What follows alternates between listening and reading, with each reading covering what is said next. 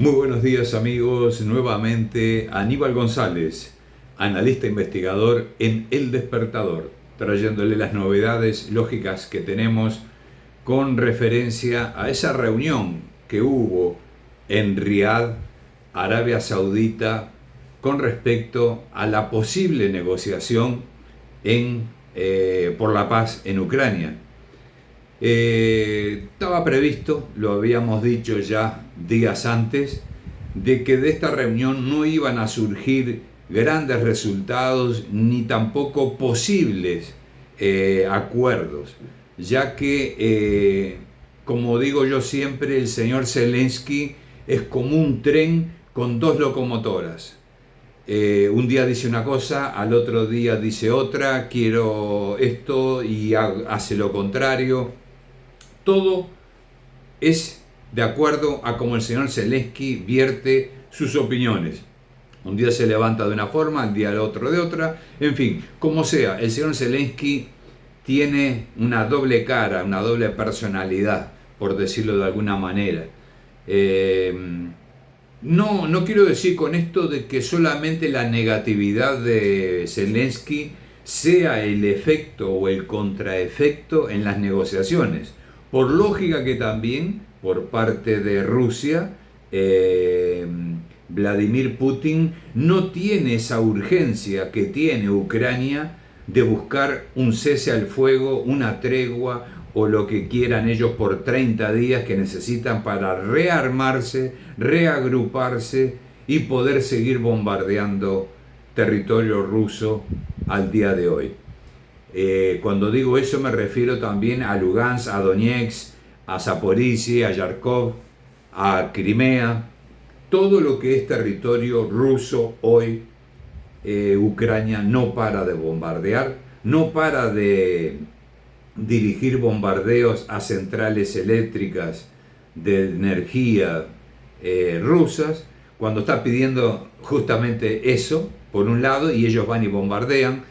Y creo que lo hacen para buscarle una respuesta a Vladimir Putin, para exasperarlo un poco más y para provocar ese enfrentamiento que necesita Europa. Europa quiere la guerra.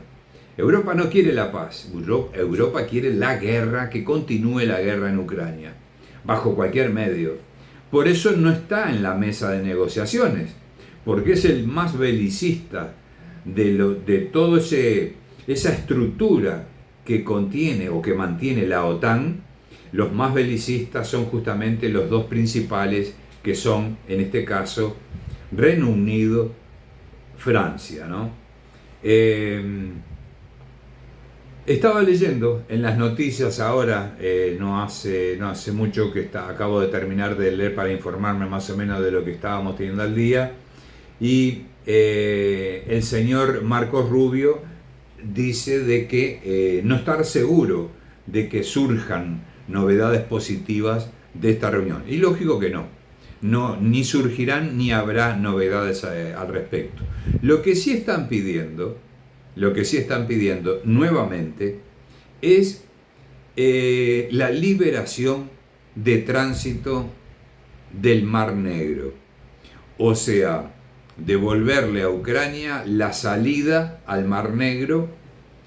Y ya lo tenemos sabido por el año 2022-2023, cuando se le libera, se le da el permiso a que los buques de carga ucranianos pudieran entrar y salir hacia Odessa.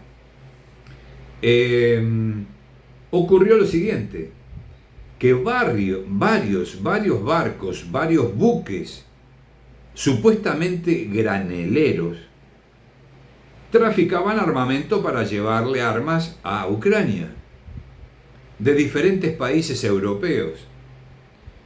Barcos que supuestamente venían a levantar, a pegar granos de Ucrania, traían armamento en sus depósitos, municiones, armamentos, todo tipo de pertrecho militar venían en barcos disfrazados de graneleros, porque ya habían dejado de ser graneleros y eran ya transporte militar. Debido a esa situación fue que Rusia endureció las medidas y prohibió terminantemente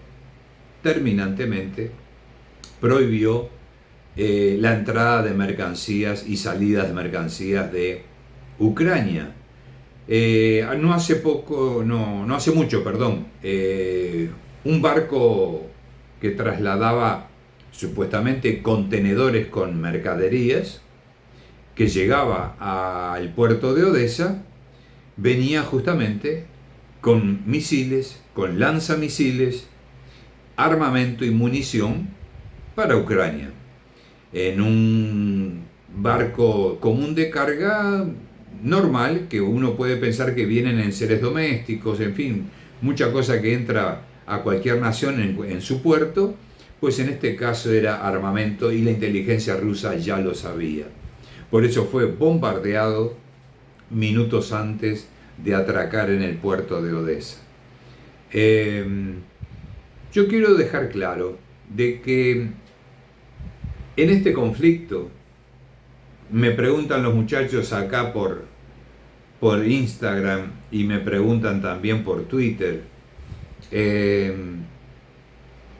si en esta negociación Rusia va a terminar cediendo a los intereses norteamericanos con respecto a la central nuclear de Zaporizhia.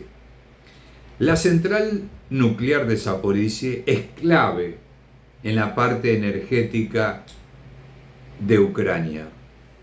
Es la central nuclear más grande de toda Europa.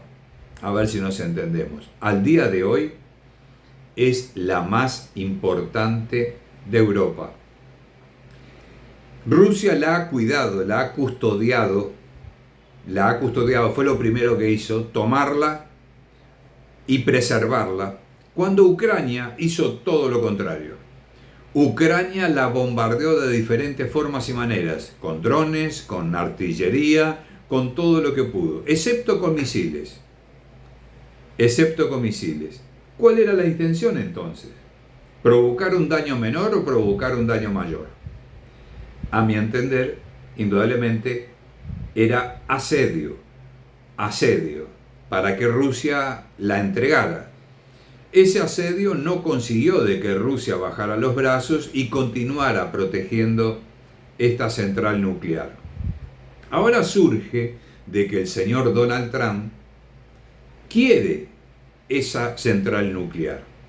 Y es lo que está negociando con Vladimir Putin, de que le devuelva a Estados Unidos, cuidado, a Estados Unidos, no a Ucrania. Y el señor Zelensky dice por su lado, el señor Donald Trump no puede decidir en manos de quién quedan nuestras centrales nucleares y quién las va a administrar o no. Lo que sucede es que el señor Zelensky todavía no se da por enterado de que nada de lo que hay en Ucrania le pertenece. Ya no tiene. Lamentablemente el señor Zelensky no entiende que perdió el poder de negociación, que no tiene con qué negociar. Le están reclamando pagos de dineros que son impagables. Él está entregando la soberanía de Ucrania, entregó la soberanía de 10 generaciones. 100 años, por entrar en un conflicto que no tenía salida ninguna. No tenía provecho, no tenía lucro, no tenía ganancia, era solo pérdida para Ucrania.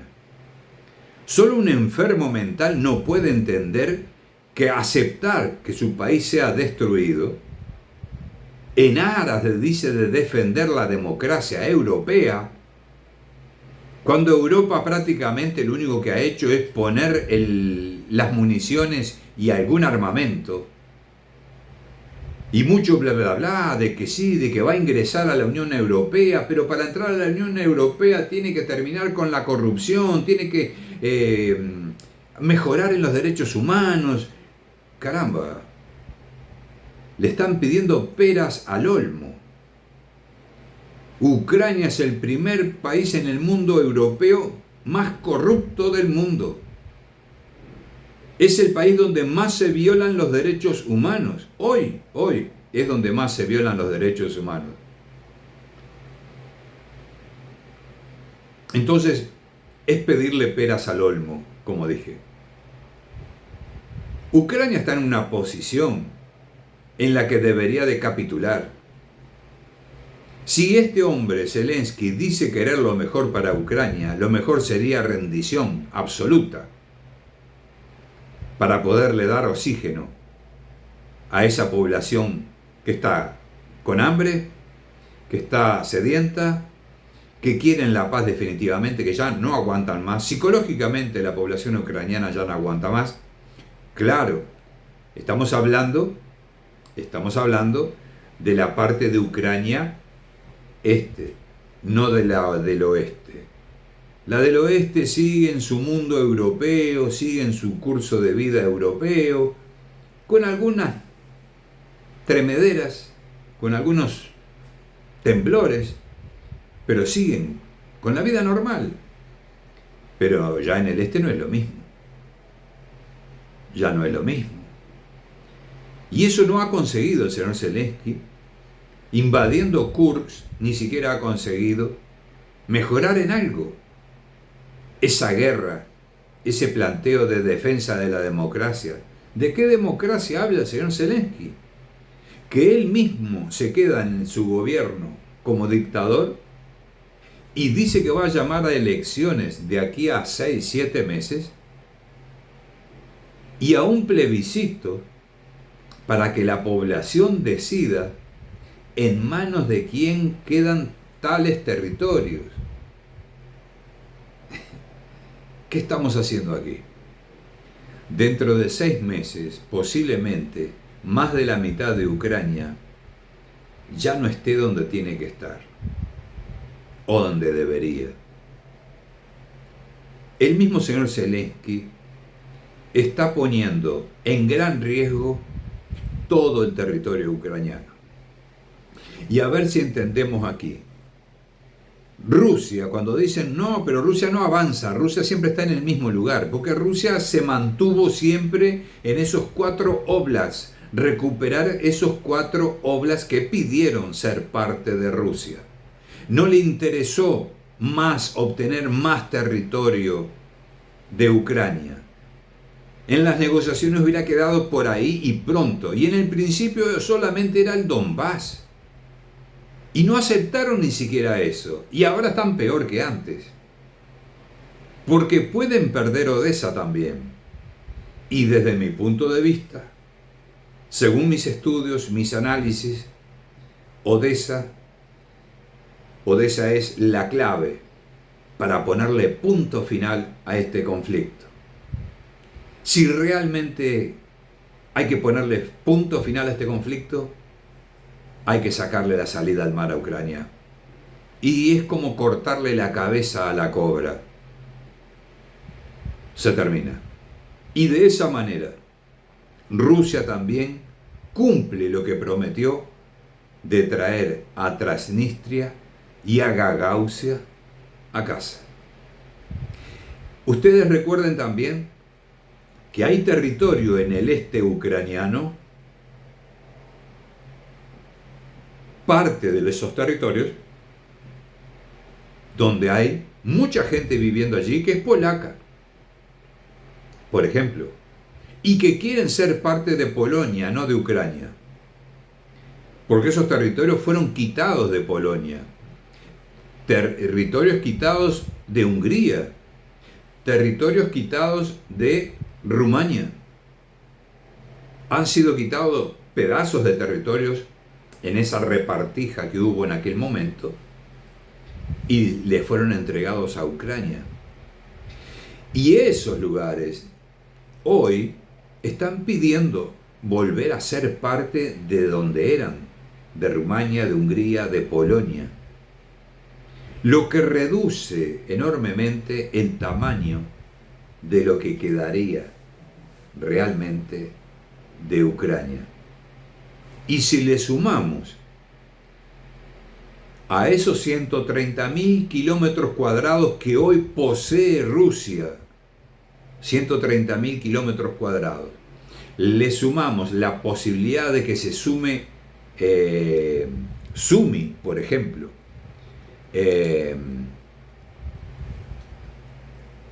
a esta avanzada de Rusia. Si Rusia continúa avanzando, porque ya no tiene quien lo pare, está avanzando, ya no tiene más nada en el frente, a excepción en algunos focos principales, en el Oblast de Dnipropetrovsk, en el Oblast de Mykolaiv, es donde hay pequeños frentes, ya no son toda la extensión de 1.300 kilómetros. Rusia puede entrar por muchos lugares y volver a hacer esas pinzas que hace, esos bolsones, para eliminar lo que haya del ejército ucraniano. El Oblast de Kharkov, Dnipropetrovsk, Mykolaiv y el Oblast de Odessa son los 4 oblasts que faltan para que Rusia recupere los oblasts donde vive la gran mayoría de la población rusófona.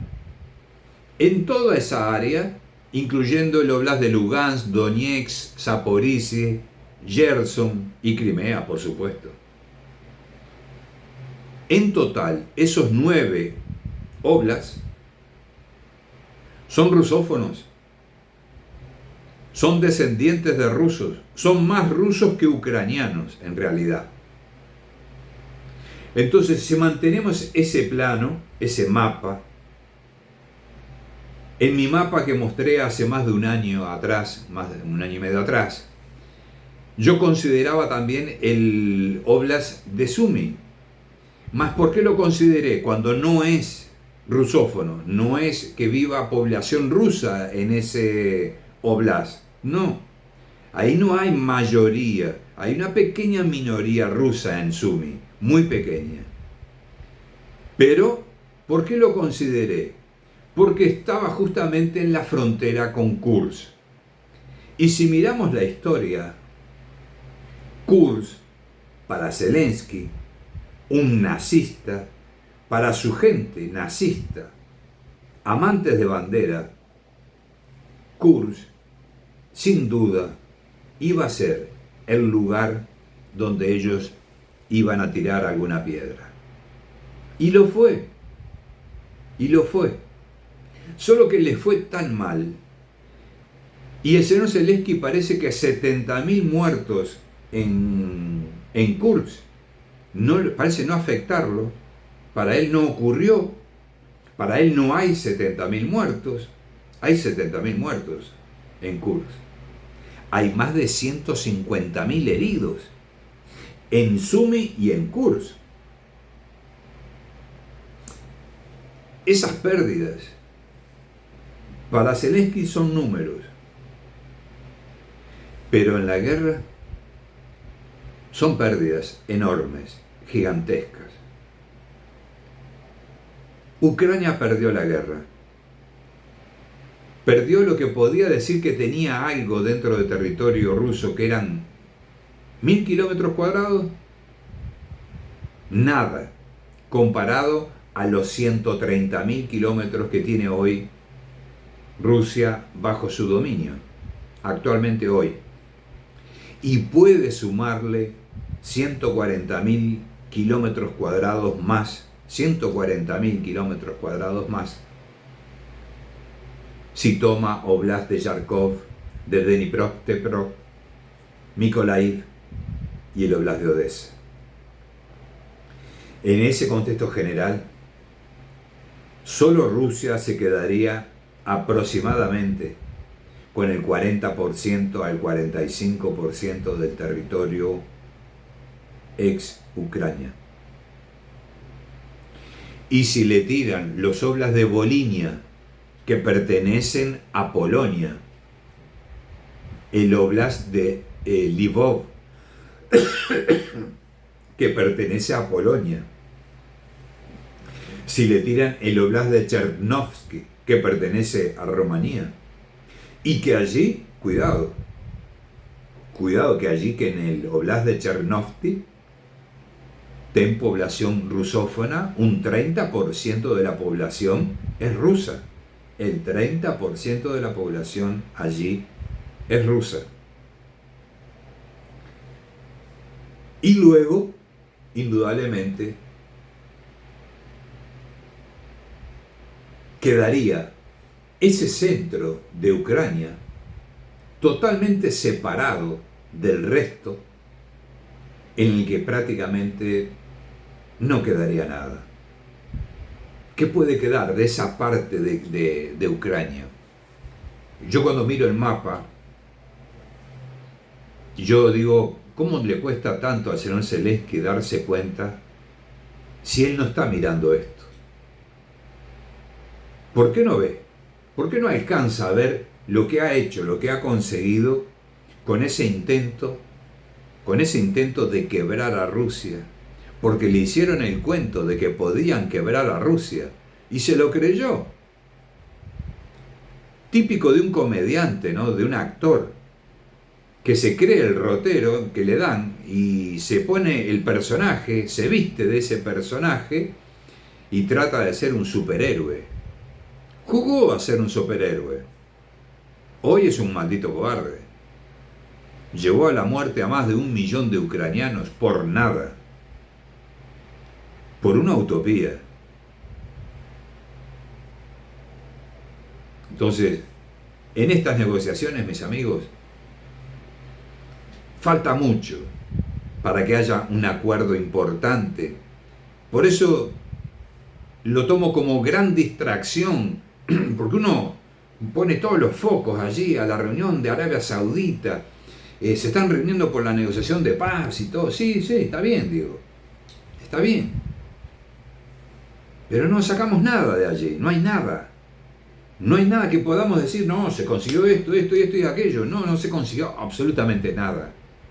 Se están mostrando puntos de vista, lo que yo pienso, lo que yo quiero, este otro dice lo otro, Zelensky que aparece con otra solicitud, con otro pedido, en fin, cosas totalmente locas, que no llevan a esa paz que se procura. El señor Donald Trump, interesado en sus tierras raras, es lo único que le interesa. Hacer el acuerdo, firmar de que le excedan los derechos de la explotación de las tierras raras de Ucrania. ¿De qué parte de Ucrania? Porque la mayor parte de tierras raras están donde está el ejército ruso hoy. La mayor parte. Y la otra parte que quedaría es donde está en esa interrogante que tenemos aquí de los oblasts de Yarkov y de Peripropterok, como se pronuncia, no puedo pronunciar bien el ruso, pero ese oblast es importantísimo por la minería, y es allí en Zaporizhia, en esa frontera de Zaporizhia y de Dnipro, que justamente está la central nuclear más grande de Europa, que Estados Unidos quiere, pero no creo sinceramente que Rusia se desapegue de esa central nuclear. No creo, sinceramente. ¿Por qué? Simple. El hecho de haber traicionado o hecho trampa en aquella negociación que hubo en marzo del 2022 en Turquía, donde estaban a punto de firmar el acuerdo de paz, y le piden a Rusia, acuérdense de que Rusia dominaba toda la parte este, oeste, sur de Ucrania cuando entró con todo su ejército en Ucrania. Y estaban a 20 kilómetros de la capital de Kiev, a 20 kilómetros. Y es ahí, en esa negociación, que el señor Zelensky dice que se retiren las tropas rusas, que se retiren las tropas que están asediando Kiev, y firmamos la negociación. Y Rusia comenzó a volver a sus lugares, a retroceder. Y aparece aquel actor loco, anormal, porque no puede ser otra cosa, no puede ser llamado de otra manera, Boris Johnson, el ex primer ministro británico, que con esa locura típica de él, llegó a estrechar las manos de Zelensky y a decirle: no negocies, vamos a la guerra, vamos a enfrentar a Rusia, te vamos a dar todo lo que quieras, todo el dinero del mundo, todas las armas del mundo las tendremos para ti, hay que presentarle lucha a Rusia. Rusia no puede ganar. Y Zelensky aceptó. La codicia, el hambre de poder, el llamarse, tal vez querer ser, estar puesto en la historia como un Hitler, el segundo Hitler en el siglo XXI. Tal vez.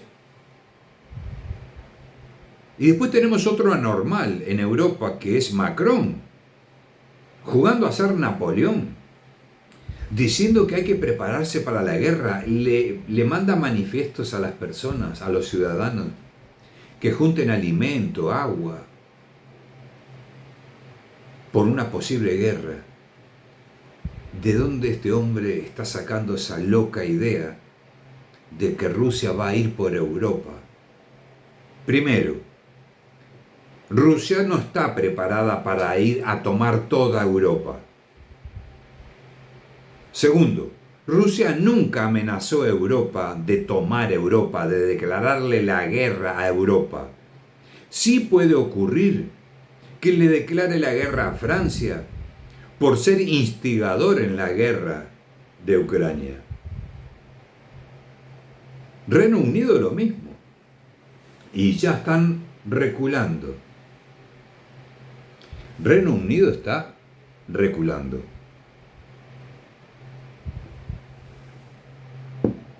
Reino Unido, que decía: vamos a mandar miles de tropas. ¿Cuándo? ¿Cuándo serán? No tiene sentido. Entonces, cuando yo les decía el otro día, es todo ruido, es ladrido, es el perro que ladra, ladra. Más para cuando aparece el ladrón, el perro se guarda en su casilla. Esta gentuza, estos llamados líderes europeos, que no son líderes, de líderes no tienen absolutamente nada, porque líder es aquel que realiza y busca el beneficio de sus ciudadanos. Estos, todo lo contrario, han destruido Europa, la han llevado al caos. Les gusta vivir en el caos, a ellos, a los líderes, porque a mar revuelto ganancia de pescador. Ellos ganan, el pueblo pierde, Europa pierde, Europa perdió. Cuando se habla de las sanciones a Rusia, que 20.000 sanciones quebrarían a Rusia y Rusia sigue más fuerte que nunca y Europa se está cayendo a pedazos, eso no fue un tiro en el pie, fue un suicidio colectivo. Europa ha perdido. No es la OTAN la que ha perdido en Ucrania, es Europa la que ha perdido en el contexto general, militar y económico. Europa recibía el gas más barato del mundo, lo recibía Europa, se lo proveía Rusia, el más barato. La energía era barata en Europa, la gente vivía tranquila, bien, las industrias produciendo y produciendo. Así creció Europa en estos últimos 30 años antes del 2010. Luego, cuando empiezan a apuntar con el dedo a Rusia, a llamarla de enemiga, de querer apoderarse de Europa, de querer ampliar su territorio. Yo digo, ¿para qué quiere Rusia ampliar su territorio si ya con lo que tiene es demasiado? E inclusive hay territorio en Rusia inexplorado todavía prácticamente, donde muy poco humano ha tocado el pie en esa tierra. ¿Para qué quiere? ¿Qué es lo que puede tener Europa de interés para Rusia? Nada. El único interés que había allí es que Vladimir Putin soñaba, tenía ese sueño de ser parte de la comunidad europea, porque Rusia es parte de Europa, solo que nunca fue admitida, nunca se le permitió ser parte. Es como un hijo bastardo que lo tienen afuera, duerme con los perros. Así es Europa. Mas aquella nación que los alimentaba, que les daba todo para crecer, fue la que señalaron como enemiga. Y están pagando ahora el caro precio de la traición. Prefirieron a un Estados Unidos que los domina, que los coloniza, que los somete. Discúlpeme, yo tengo la forma mía de expresarme. Estados Unidos sodomiza a Europa. Sí. Y ellos aceptan eso. ¿Por qué les gusta? Habría que ver con algún psicólogo. Porque estos líderes aceptaron todo. Perder el Nord Stream 2, sabiendo lo que estaban haciendo, lo que significaba perder el Nord Stream 2. ¿Y ahora? El Nord Stream 2 pasa a manos de Estados Unidos. ¿Escucharon bien? Estados Unidos va a recibir el gas ruso, que en ese momento pasa a ser estadounidense, y Estados Unidos le vende a Europa, y al precio más caro, ese gas. O sea, Rusia le daba gas barato para que Europa creciera, se desarrollara y fuera grande. Estados Unidos todo lo contrario. Les provee, les da todo lo que quieran, pero al más caro precio. Inclusive hasta el de perder la soberanía. Es increíble, ¿no? Entonces, mis amigos, para no extenderme mucho más, que ya estoy pasado de los minutos, no va a haber un acuerdo, todavía por lo menos, y por algún tiempo, no va a haber un acuerdo serio. Para considerar un acuerdo serio, no lo va a haber en estas reuniones llevadas a cabo. Es todo ruido.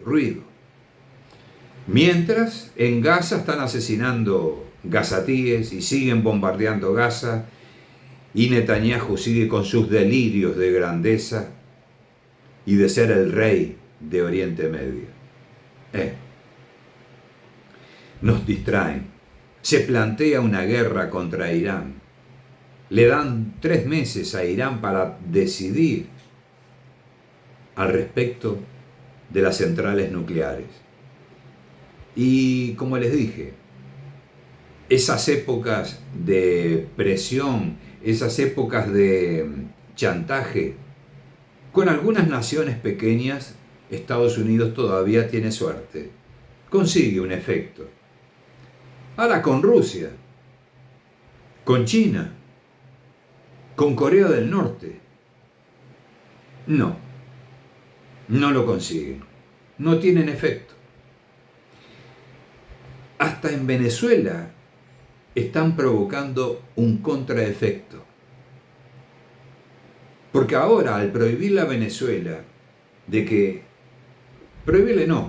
Estados Unidos sanciona a todo aquel que le compre petróleo a Venezuela y va a tener que pagar un 25% de aranceles más caros para venderle a Estados Unidos. Es lo que yo decía la otra vez. Si no se le puede vender a ese país maravilloso, representante de la democracia y la libertad, pues buscamos otros mercados. Esos personajes que le compran a Venezuela, ¿quiénes son? Y son China, Rusia, Irán y algunos otros. Más principalmente esos tres. Les importa un bledo las sanciones que les pueda colocar Estados Unidos, porque no están vendiéndole nada a Estados Unidos. Y ese petróleo después procesado y como sea, ¿dónde termina? En Europa o en Estados Unidos. La pregunta es la siguiente: ¿Estados Unidos va a terminar de comprarle el petróleo que le compra todos los días a Venezuela? Porque hay industrias en Estados Unidos que dependen estrictamente del petróleo venezolano. Entonces, cuidado aquí. Ladran mucho. Cuidado con la distracción. Por otro lado, nos están queriendo meter algo más que no lo estamos viendo todavía. Sigo trabajando en eso, pero lo vamos a encontrar. Un gusto, mis amigos. Por favor, si les gustó, un like. Si les gustó, una opinión. Si tienen dudas, preguntas, estoy dispuesto a responder siempre. Los quiero mucho. Y recuerden, Aníbal González trabaja para ustedes.